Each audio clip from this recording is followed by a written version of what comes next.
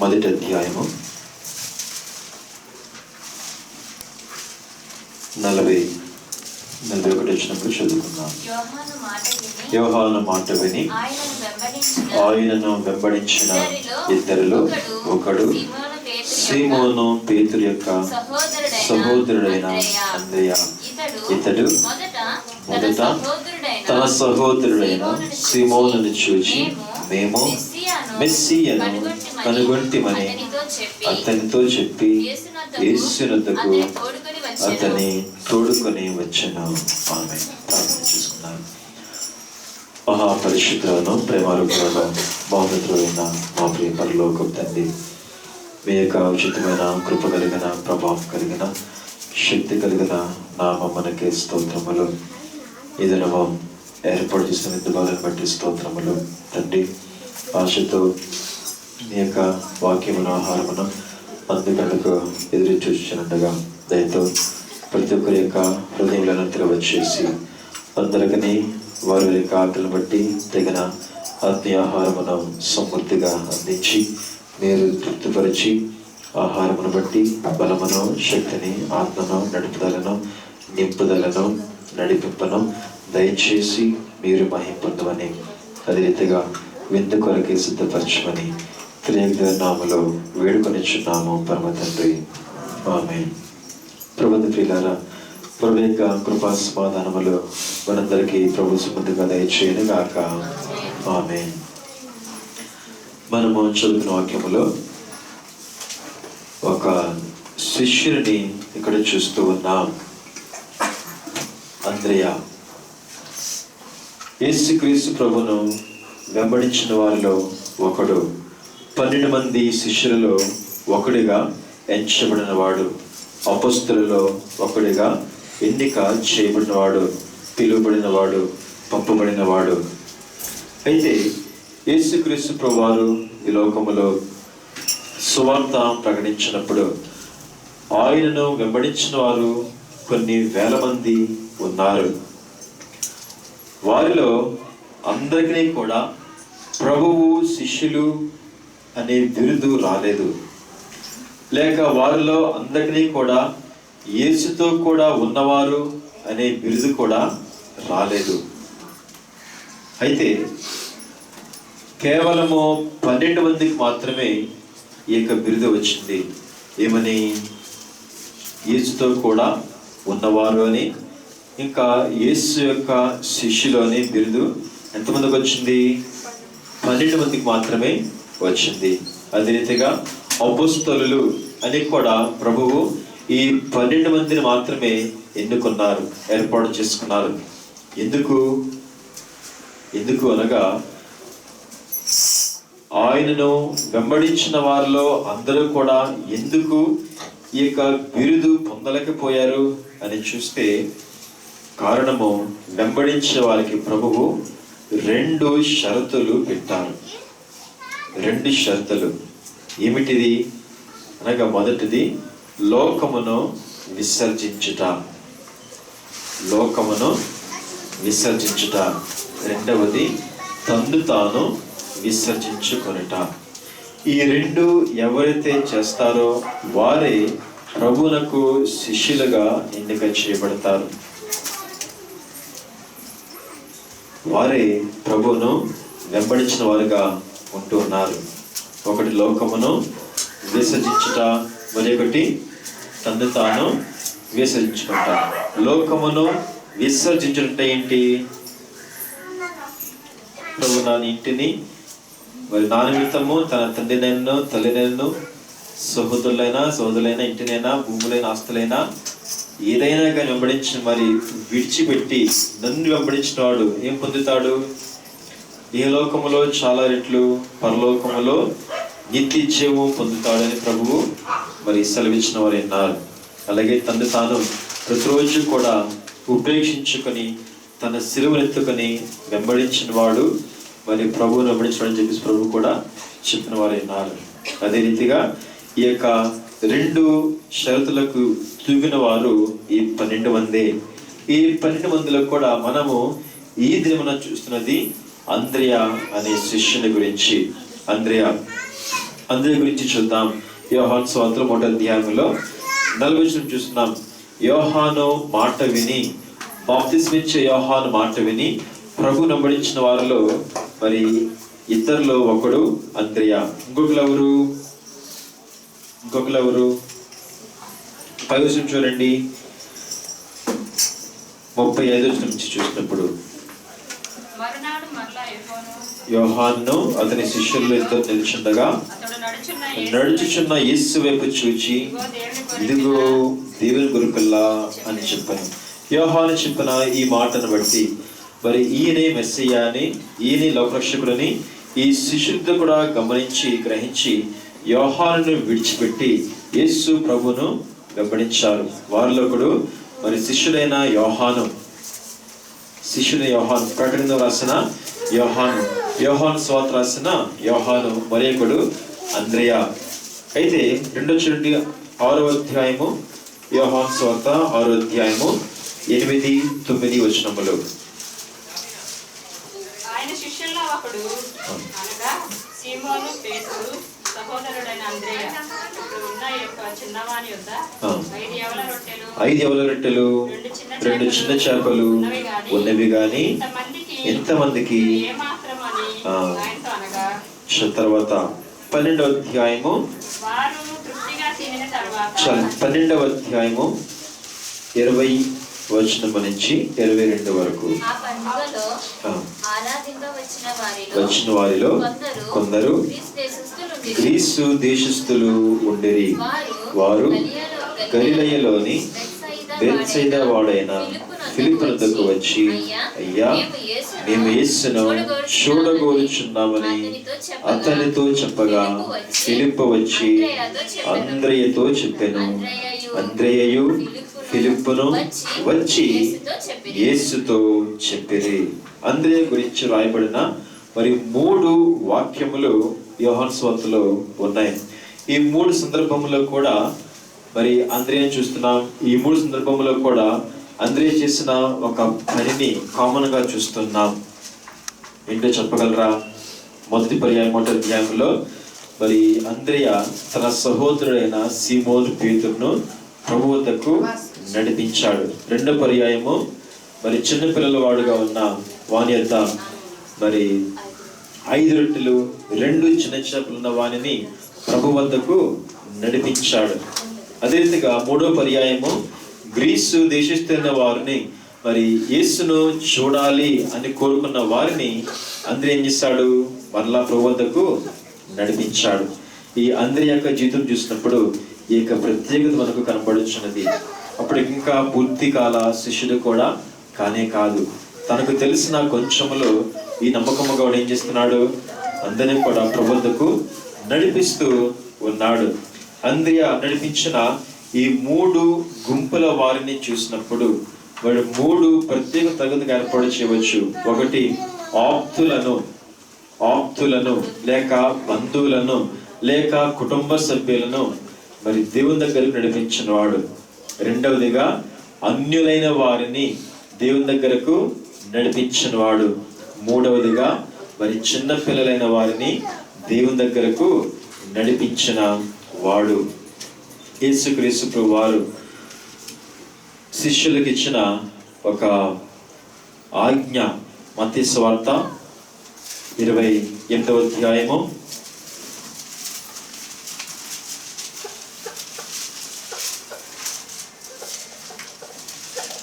19వ వచనము. కాబట్టి మీరు వెళ్ళి సమస్త జనులను శిష్యులనుగా చేయుడి. చాలండి. కాబట్టి మీరు వెళ్ళి సమస్త జనులను శిష్యులనుగా చేయుడి. శిష్యులనుగా చేయుడి అంటే ఎవరికి ఇచ్చిన మాట ఇది? ఎవరికి ఇచ్చిన ఆజ్ఞ ఇది? ఎవరికి ఇచ్చిన ఆజ్ఞ ఇది? శిష్యులకేనా లేక అందరికీనా? ఈ వచనమును గ్రేట్ కమిషన్ అంటారు. గ్రేట్ కమిషన్ అనగా మరి గొప్ప బాధ్యత, ప్రభువు అప్పగించిన గొప్ప బాధ్యత. గ్రేట్ కమిషన్ ఎవరికి ఇది? అందరికీ. అందరికంటే కేవలము ఆ కాలంలో ఉన్న 12 మంది శిష్యులకు మాత్రమే కాదు కానీ ప్రభువును వెంబడించుచున్న విశ్వాసం ఇచ్చిన ప్రతి వారికి కూడా ప్రభువు ఇచ్చిన ఆజ్ఞ. ఈ ఆజ్ఞను బట్టి చూచినప్పుడు సమస్త జనులను శిష్యులనుగా చేడి అని ఇచ్చిన ఆజ్ఞను బట్టి చూసినప్పుడు మనలో ఎంతమందిని ప్రభు వద్దకు అనేకులను నడిపించాము? ఎంతమందిని మరి దేవుని దగ్గరకు శిష్యులుగా మనము నడిపించాము? ఒకసారి ఆలోచన చేసుకోండి. మీరు ప్రభువును నమ్మిన నాట నుంచి లేక చిన్నతనం నుంచి ఎంతమందిని దేవుని దగ్గరకు నడిపించాము? మనందరము కూడా ప్రభువులకు ఏమవుతాము?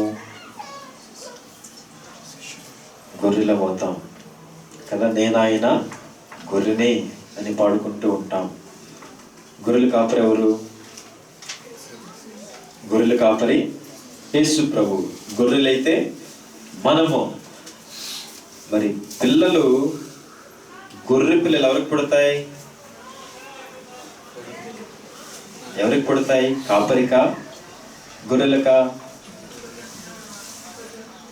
పిల్లల్ని కనాల్సిన బాధ్యత ఎవరి మీద ఉన్నది? కాపరి మీద, గొర్రెల మీద? చెప్పాలి. గొర్రెల మీదే కదా. కాబట్టి మరి పిల్లలను అనగా ఇతరులను కూడా ప్రభు యొక్క గొర్రెలుగా మార్చే బాధ్యత, ప్రభు సంఘములో చేర్చే బాధ్యత ఎవరిది? కాపరిదా? గొర్రెలదా? గొర్రెలది. అంటే ఎవరిది? అంటే మనదే. ఒక్కొక్కరిది. మనలో ఒక్కొక్కరిది. మరి పిల్లలు పెట్టవలసిన బాధ్యత గొర్రెలదే కానీ కాపరిది కాదు. అందరిని చూసినప్పుడు ఎలాగున ప్రభు వద్దకు నడిపించాలో, ఎలాగున మరి గొర్రెలు పిల్లలు పెట్టవచ్చో అది మనం నేర్చుకుంటాం. అందరూ చేసిన పనులు 3 పనులు. మొదటిది వెతుకుట. వెతుకుట. అందరూ ఏం చేశాడు? వెతికాడు. ఒక వ్యక్తిని మనము రక్షించాలి అంటే మనం ఏం చేయాలి? ఏం చేయాలి? ఎవరిని రక్షించాలా అని మనము వెతకాలి. మరి వల వేసినప్పుడు చేపలు పడాలి అంటే చెప్పాలి, వలలోనికి చేపలు వస్తాయా వాళ్ళ దగ్గరకు? లేక ఆ వల వేసేవాడు చేపల దగ్గరికి వెళ్తాడా? చేపలున్న స్థలమునకే వల వేసేవాడు వెళ్ళి వల వేస్తాడు. కానీ చేపలు వల ఉన్నవాడి దగ్గరకు రావు. అదే రీతిగా మనము కూడా ఎవరినైనా రక్షించాలి అంటే, దేవునిలోనికి నడిపించాలంటే మనం ఏం చేయాలి? నశించిపోతున్న వారిని వెతుక్కుంటూ మనము వెళ్ళాలి. ప్రభు చెప్పారు కదా, నశించిన దానిని వెదకి రక్షించుటకు నేను లోకమునకు వచ్చానని ప్రభు చెప్పిన వారు అన్నారు. మరి ఈ పని ఎప్పుడు స్టార్ట్ అయింది? వెదకి రక్షించే పని ఎప్పుడు స్టార్ట్ అయింది? ఎప్పుడు స్టార్ట్ అయింది? ఏదెను తోటలో స్టార్ట్ అయింది. ఏదెను తోటలో వెదకి రక్షించే పని ప్రారంభమైంది. అప్పుడు కూడా ఆదాము అవ్వలు మరి పాపములో పడిపోయినప్పుడు తమంతట తాముగా రాలేదు కానీ దేవుడే వారిని వెతుక్కుంటూ వెళ్ళి ఎక్కడున్నావు అని వెతుక్కుంటూ వెళ్ళి మరి వారిని రక్షించిన వారై ఉన్నారు. అదే రీతిగా మనము కూడా ఎవరికైనా సువార్త చెప్పాలి అంటే ఎవరి దగ్గరికి వెళ్ళాలి? వెతుక్కుంటూ వెళ్ళాలి. అన్నీ బాగున్నవాడు వింటాడా? అన్నీ బాగున్నవాడు వింటాడా? ఎవరు కూడా వాక్యమును వినరు. మరి ఎవరు వింటారు?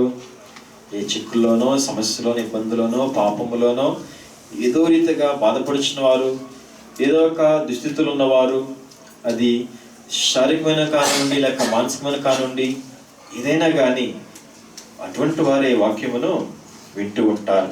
లేక కొంతమంది అనుకోవచ్చు, కొంతమంది చూస్తే భయపడవచ్చు, భయపడే రీతిగా ఉంటారు. వారు కూడా మనసులో ఎంతో మరి లోగా ఉంటారు. అటువంటి వారు కూడా వాక్యమును సులువుగా మరి వినేవారుగా ఉన్నారు. ఒక ఉదాహరణ చెప్తాను. ఒక పాస్టర్ గారు ఉన్నారు.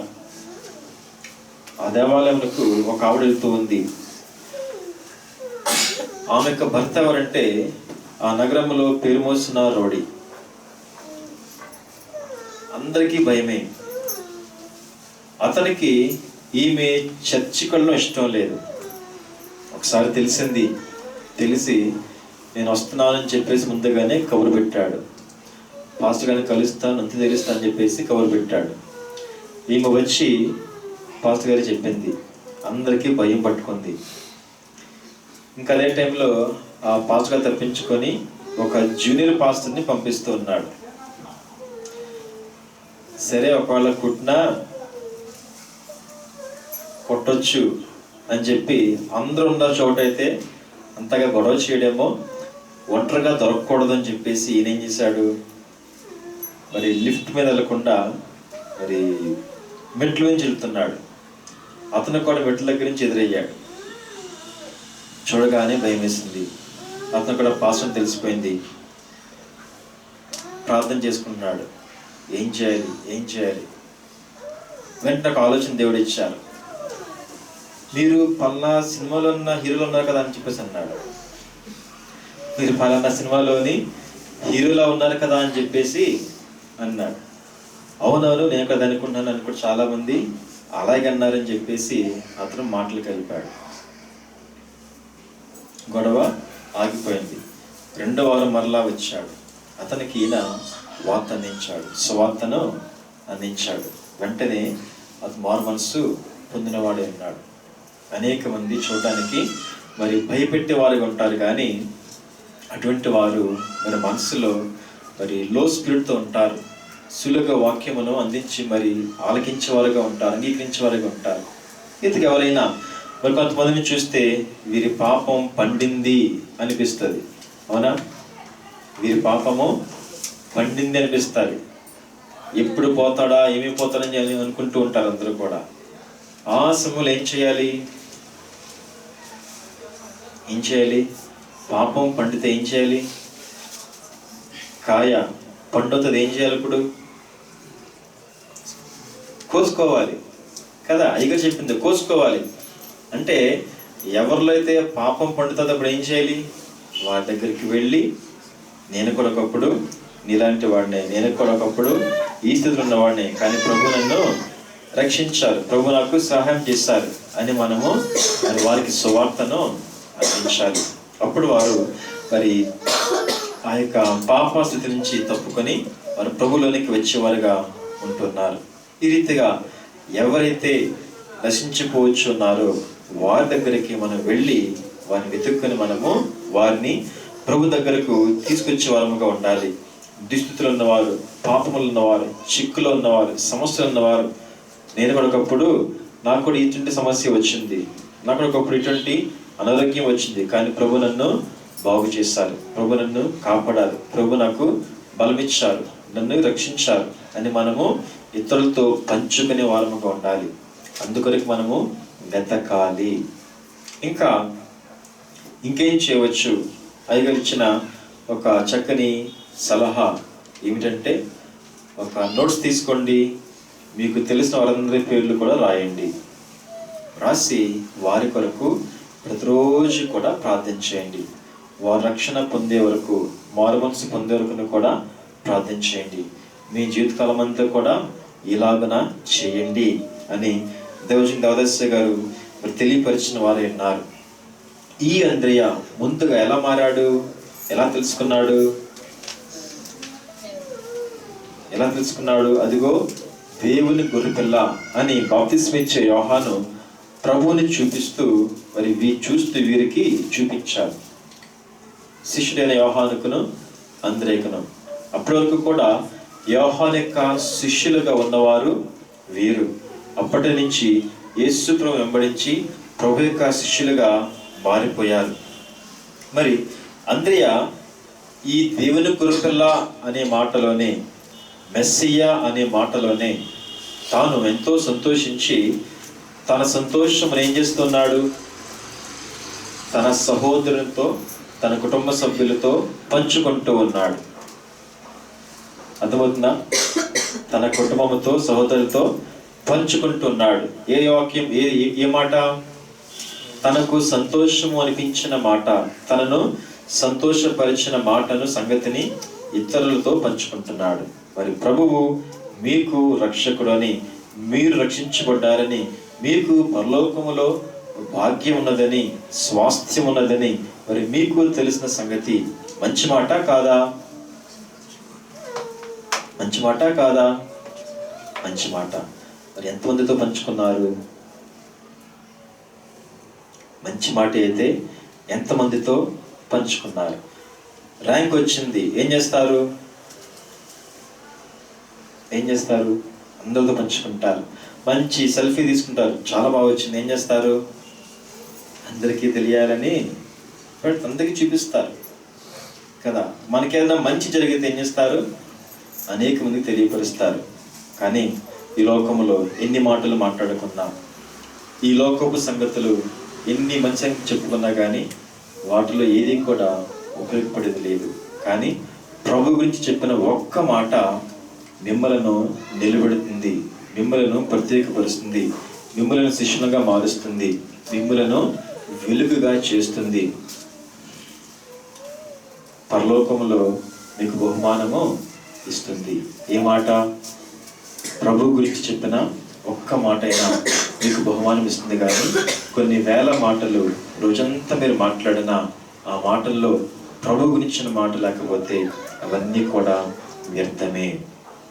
అంద్రియా ప్రభుని చూశాడు, మెస్సియాను కనుగొన్నామని చెప్పి చెబుతున్నాడు. సాక్ష్యమును మరి ఇస్తూ ఉన్నాడు. తన సంతోషమును ఆప్తులతో పంచుకుంటూ ఉన్నాడు. రెండవదిగా చూసినప్పుడు మొదటిది వెతకుట, రెండవది సాక్ష్యము చెప్పుట. సువార్త అంటే ఏంటి? సాక్ష్యం చెప్పడమే. శిష్యులకు ప్రభు ఏం చెప్పారు? పైంచి శక్తి పొందే మీరు పట్టణంలో నిలుచుండండి. తర్వాత మీరు ఏం చేస్తారు? యెరూషలేములోను, సమరయలోను, యూదయ ప్రాంతములన్నిటిలోను, భూ దిగంతములకు కూడా నాకు సాక్షులై ఉంటారు అని ప్రభు చెప్పారు. సువార్త అంటే ఏమిటి? సాక్ష్యము చెప్పడమే, సాక్ష్యమును అందించడమే. బైబిల్లో మనకు ఎన్ని సువార్తలు ఉన్నాయి? 4 సువార్తలు ఉన్నాయి. కానీ అసలు రాయబడిన సువార్తలు ఎన్నో తెలుసా? దాదాపు 17 సువార్తలు ఉన్నాయి. బర్నబా ఇంకో సువార్త రాశాడు, ఇంకా చాలా మంది సువార్తలు రాశారు. మరి పట్టగంధం మనకు ఒకటే చూస్తున్నాం, యోహాను రాసింది. కానీ పేతురు ఇంకోటి రాశాడు. అలా చాలా ఉన్నాయి. కానీ వాటిలో ప్రాముఖ్యమైనవి అని చెప్పి తీసి ఈ 4 సువార్తలను కూడా చేర్చారు. ఈ 4 సువార్తలు కూడా ఏంటి? మత్తయి సువార్త అంటే మత్తయి వ్రాసిన సువార్త, అంటే మత్తయి వ్రాసిన సాక్ష్యము. యోహాను వ్రాసిన సాక్ష్యము, మార్కు వ్రాసిన సాక్ష్యము, లూకా వ్రాసిన సాక్ష్యము. ఒక్కొక్కరి సాక్ష్యము కూడా ఒక్కొక్క విధముగా ఉంటున్నది. మత్తయి ఏమని రాశాడు? ఈయన ఎవరు అనుకుంటున్నారు? ఈయన యూదులకు రాజుగా వచ్చాడు అని చెప్పి తన సాక్ష్యముని చెబుతున్నాడు. మరి యోహాను ఏం చేస్తున్నాడు?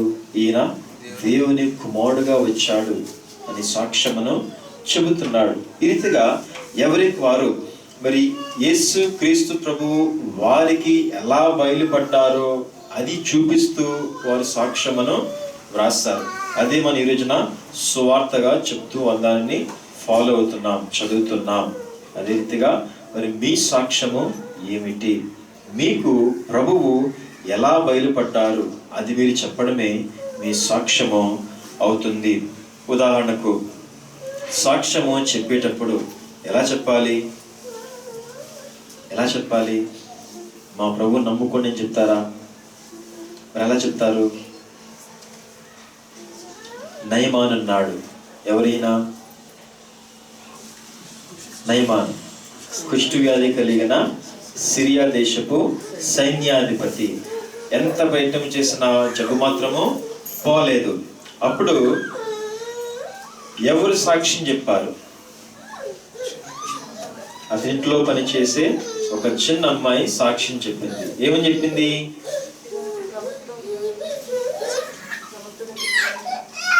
చెప్పింది? నా యజమానుడు మా దేశంలో ఉన్న ప్రవక్త దగ్గర ఉంటే ఎంతో బాగుండును అని చెప్పింది. అంతే. నా యజమానుడు మా దేశంలో ఉన్న ఇశ్రాయేలు దేశంలో ఉన్న ప్రవక్త దగ్గర ఉంటే ఎంతో బాగుని చెప్పేసి చెప్పింది. ఒక్క మాటే, ఇందులో ఏ మాట అయినా కానీ మా దేవుడు నమ్ముకొని చెప్పిందా? లేదు, చెప్పలేదు. పోనీ ప్రవక్త దగ్గరికి వెళ్ళమని చెప్పిందా? చెప్పలేదు. పోనీ ప్రవక్త అయిన ఎలీషా కూడా మా దేవుడు నమ్ముకో ముందు తర్వాత నీకు మేలు చెప్పాడా? ఆయన కూడా అలాగనా? చెప్పలేదు కదా, ఎంత మాత్రం కూడా చెప్పలేదు. కానీ వారు నడిపించిన విధానం బట్టి ఈయన ఏం చేశాడు? నయమాన్ ఏం చేశాడు?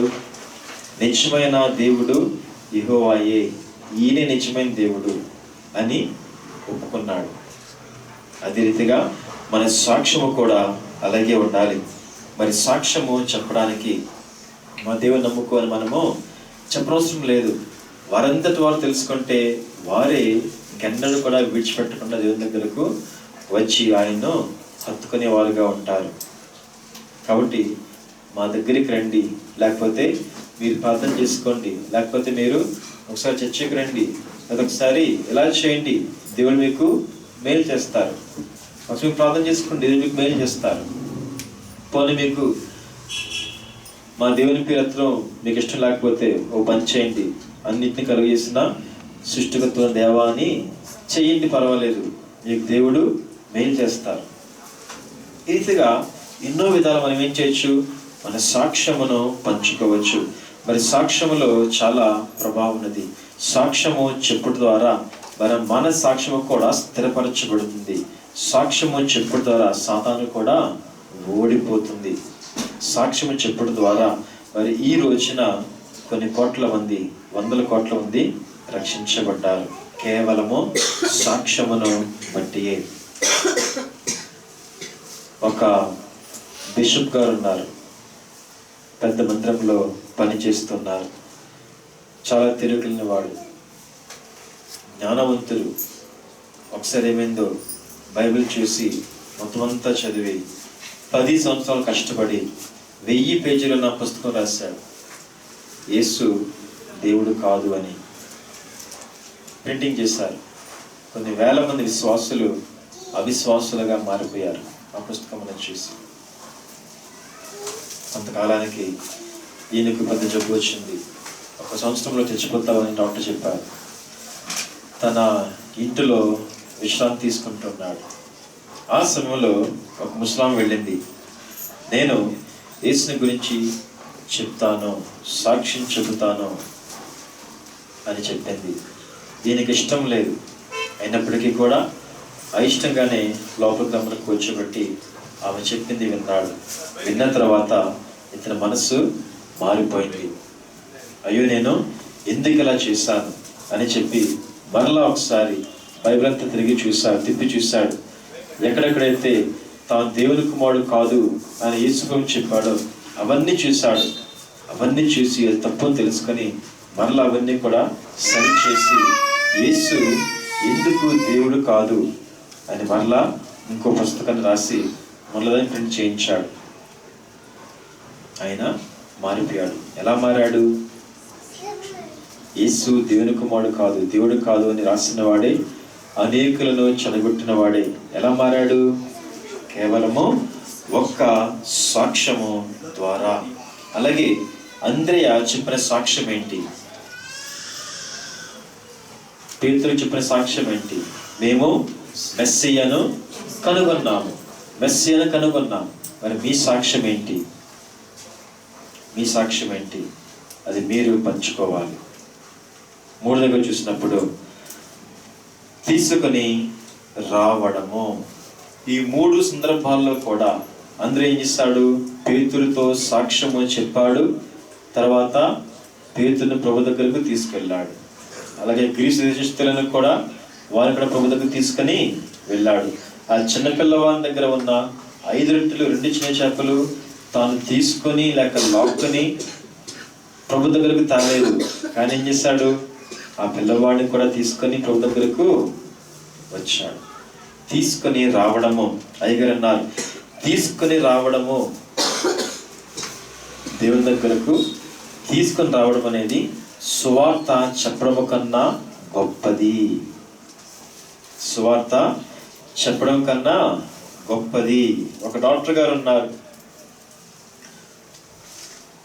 Veterinary doctor.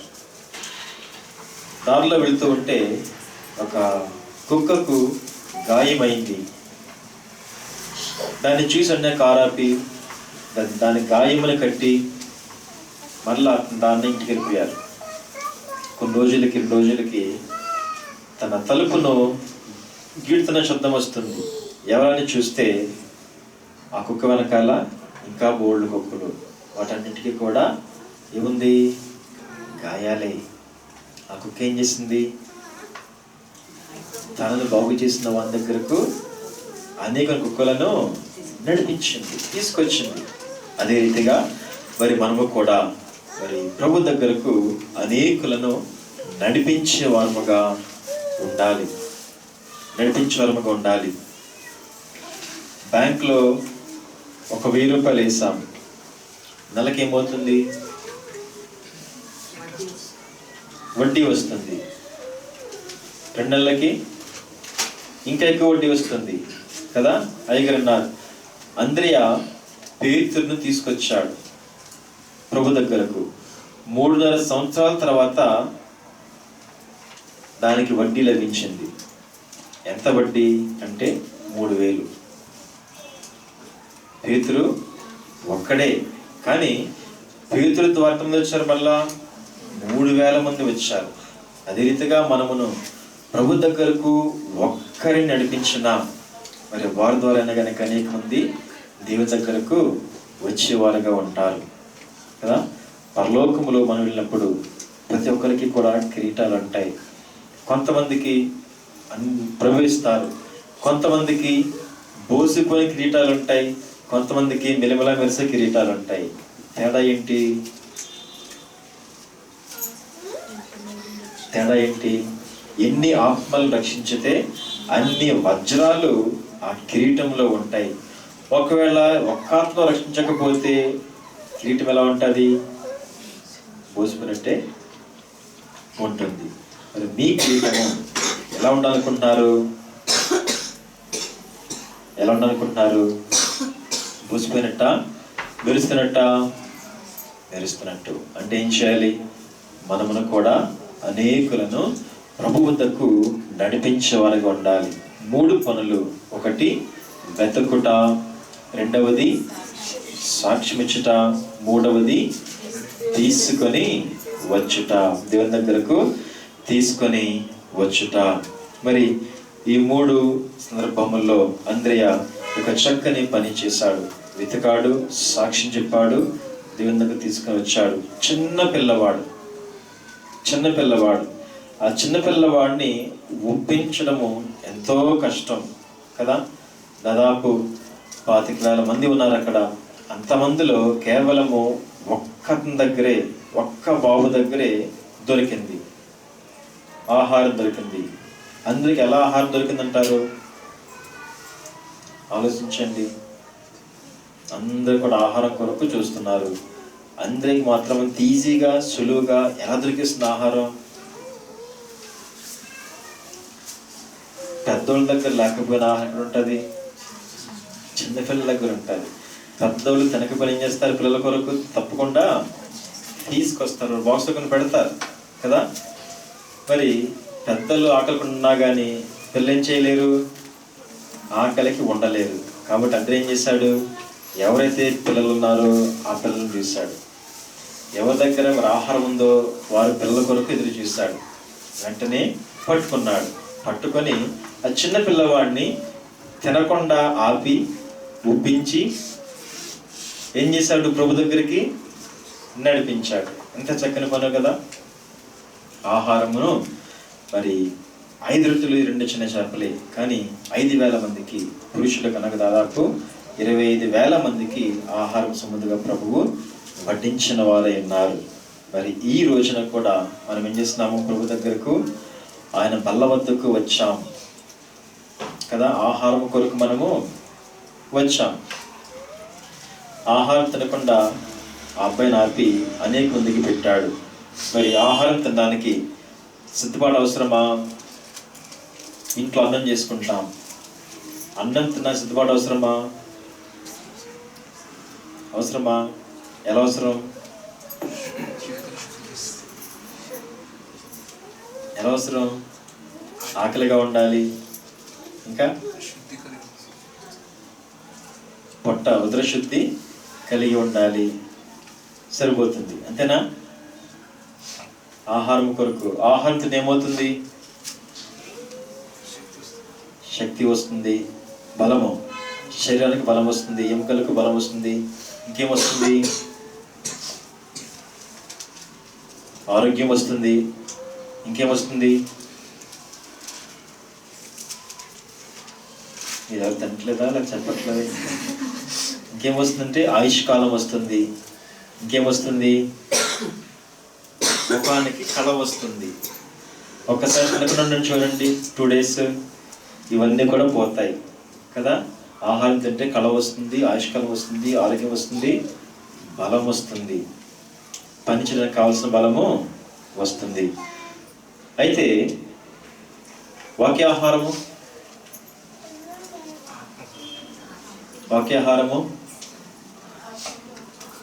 ఆత్మకు ఆహారము, శరీరానికి కూడా ఆహారము. మనిషి రొట్టెలు మాత్రం కాదు కానీ జీవించును. ఇంకా వాక్యం తింటే ఇంకేమవుతుంది? వాక్యమును తింటే ఇంకేమవుతుంది? అన్నం తిన్నప్పుడు ఏం కలగాలి మనకి? పొట్ట నిండింది అని తెలిసినప్పుడు మనము ఆపివేస్తాం. మరి ఆహారము, వాక్యాహారం తిన్నప్పుడు కూడా ఎలా ఉండాలి? ఎలా ఉండాలి? మనకు తృప్తిగా ఉండాలి.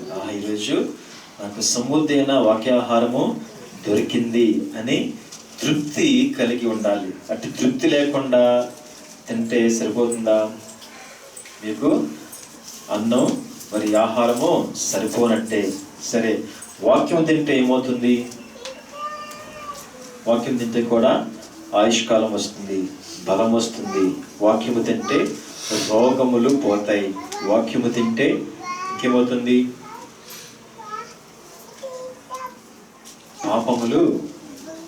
పాపములన్నీ కూడా తొలగిపోతాయి. వాక్యం ఏంటిది?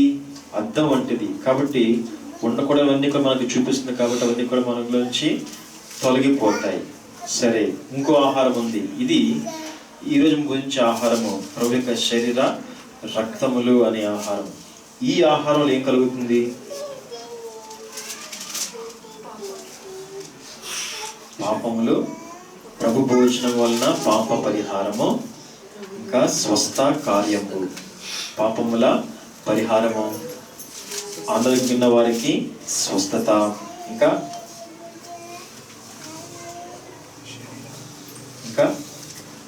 ఆత్మకు బలము, ప్రభు యొక్క రూపంలోనికి మార్చబడుట, ఆరోహణ అంతస్తును అందించుట, ఇంకా పరలోకములో నిత్య జీవము అయి ఉన్నది. ఈ ఆహారములో ఏం తింటాము?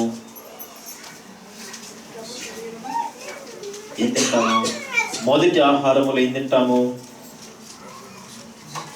సృష్టిలోనిది, దేవుడు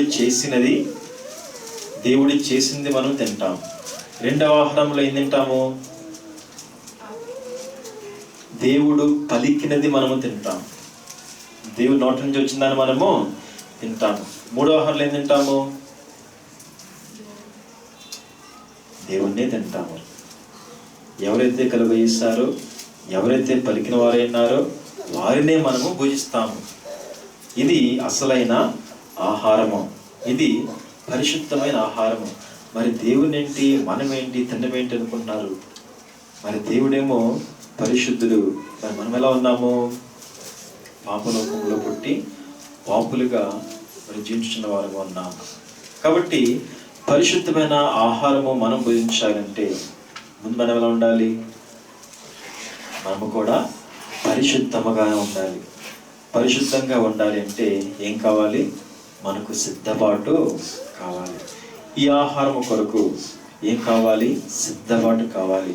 మరి మొదటి ఆహారము, రెండవ ఆహారము సిద్ధపాటు లేకుండా అయినా కానీ తినవచ్చేమో, కానీ ఈ ఆహారం వచ్చినప్పుడు మాత్రము సిద్ధపాటు లేకుండా ఎవరు కూడా తినకూడదు. సిద్ధపాటు లేకుండా తింటే ఏమవుతుంది? అది పాపమవుతుంది. సిద్ధపాటు లేకుండా తింటే అది అయోగ్యతగా మరి తింటున్నట్టు. అయోగ్యతగా తింటే ఎలా ఉంటుంది? ఉదాహరణ చెప్పాలంటే, ఒక రోగి ఉన్నాడు, జ్వరము, జలుబు, దగ్గు, ఆయాసం, ఒళ్ళొప్పులు, ఇంకా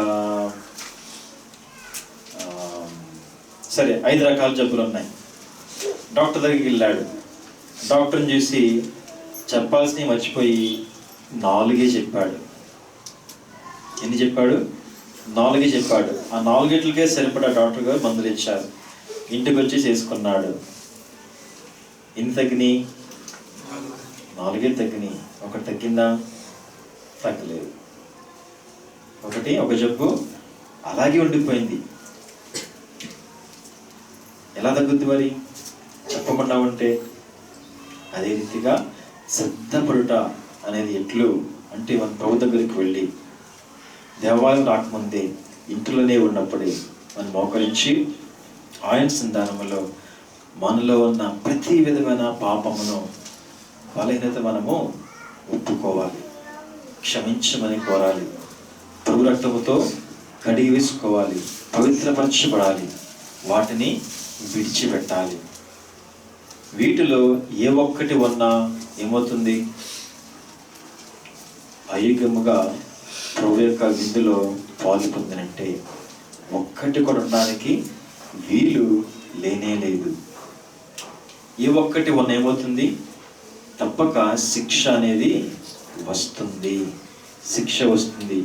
వాక్యంలో చదువుకున్నాం, ఆదికాండములో 42వ అధ్యాయంలో చదువుకున్నాం. ఐగుప్తు దేశం మీద అధిపతిగా నియమించబడిన యోసేపు వద్దకు మరి 10 మంది అన్నలు వెళ్ళారు. వీరు వెళ్ళినప్పుడు యోసేపు వారితో కఠినంగా మాట్లాడి వారిని ఏం చేశాడు? జైల్లో పెట్టాడు. ఎందుకు పెట్టాడు జైల్లో? వాళ్ళు వచ్చి యోసేపు అంటున్నారు, మరి మేము 12 మంది సహోదరులము, ఒకడు తండ్రి వద్ద ఉన్నాడు, మేము 10 మంది వచ్చాము, ఒకడు లేడు, ఒకడు చచ్చిపోయాడా? ఎవరైతే చచ్చిపోయారని చెప్తున్నారో మరి వానితోనే వీళ్ళు మాట్లాడుతున్నారు. వీళ్ళు చేసిన పని ఏంటి? ఆ యోసేపునే మరి కొట్టి దూషించి ఇతరులకు, విద్యనీయులకు అమ్మివేశారు. అమ్మివేయబడిన యోసేపును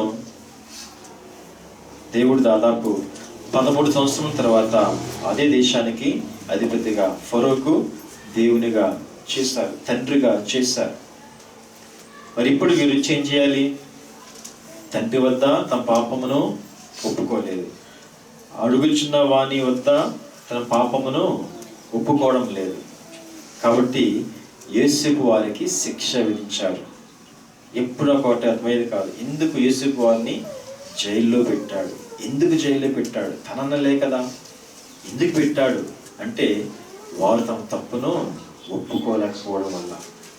ఎప్పుడైతే జైల్లో పెట్టాడో 3 రోజులు కూడా అప్పుడు వారు తమ తప్పును తెలుసుకున్నారు. తమలో తాము మాట్లాడుతున్నారు. రూబేన్ అంటున్నాడు, నేను చెప్పాను కదా, నేను అలాగన చేయదని చెప్పాను కదా అంటున్నాడు. ఈ రీతిగా జైల్లో పెట్టిన అనగా శిక్ష వచ్చిన తరువాత